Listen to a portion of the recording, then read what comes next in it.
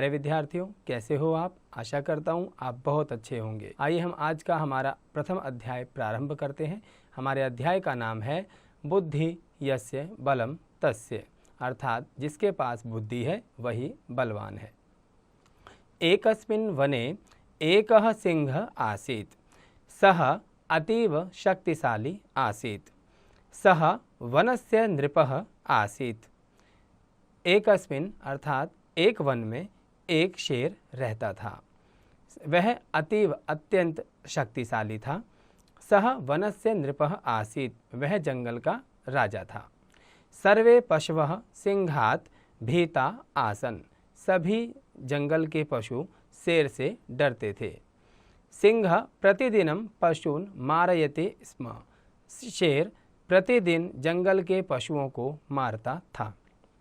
पशूनां संख्या प्रतिदिनं न्यूनतरा अभवत्, प्रत्येक दिन पशुओं की संख्या कम होती जा रही थी।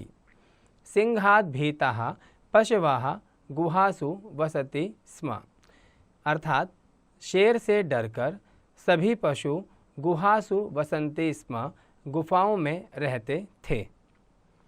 एकदा सिंह बुभुक्षितः अभवत्, एक बार शेर बहुत भूखा था। इतस्ततः भ्रमन् सः एकां गुहां अपश्यत्, इधर उधर घूमते हुए उसने एक गुफा को देखा। अचिन्तयत् अत्र अवश्यम एव पशु भविष्यति, और उसने सोचा कि अवश्य ही यहाँ पर कोई जानवर होगा। अहं तं खादित्वा संतुष्टः भविष्यामि, और मैं उसको खाकर संतुष्ट हो जाऊंगा। अनेन सह एषा गुहा अपि मम भविष्यति, और इसके साथ यह गुफा मेरी भी हो जाएगी। परम गुहाया स्वामी एकः शृगालः आसीत्, परंतु उस गुफा का स्वामी एक शृगाल अर्थात एक भेड़िया था। सः अतीव बुद्धिमान आसीत्। परम गुहायाः स्वामी एकः शृगालः आसीत्, परंतु उस गुफा का स्वामी एक शृगाल था। सः अतीव बुद्धिमान आसीत्, वह बहुत बुद्धिमान था। सायंकाले यदा सः गुहां प्रति आगच्छत्, तदा मार्गे सः सिंहस्य चरणचिह्नम् अपश्यत्। एक बार शाम के समय जब वह गुफा के समीप आ रहा था, उसने जाते हुए शेर के पद चिन्हों को अर्थात पैरों के निशान को देख लिया। शृगालः अचिन्तयत्, शृगाल ने सोचा, सिंह तु अवश्यम एव गुहाया अभ्यंतरम भवेत्। शृगाल ने सोचा कि निश्चित ही शेर जो है गुफा के अंदर है। तदा किम करणीयम, तो अब क्या करना चाहिए। इति चिंतयित्वा सः एकम उपायम अचिंतयत्, यह सोचकर उसने एक उपाय सोचा। गुहायाः समीपम गत्वा सः शृगालः उच्चैः अवदत्, अर्थात गुफा के समीप जाकर शृगाल ने ऊंचे स्वर में कहा, अयि गुहे अहम आगच्छम, प्रतिदिनम एव कथय सर्वत्र कुशलम अस्ति न वा।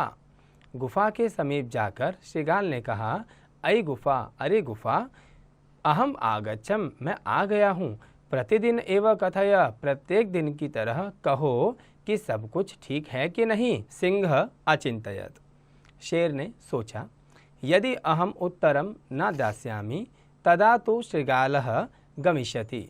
शेर ने सोचा, यदि मैं उत्तर नहीं दूंगा तो शृगाल वापस चला जाएगा। अतः सः अवदत्, इसलिए उसने कहा, आगच्छ अत्र सर्वम कुशलम अस्ति।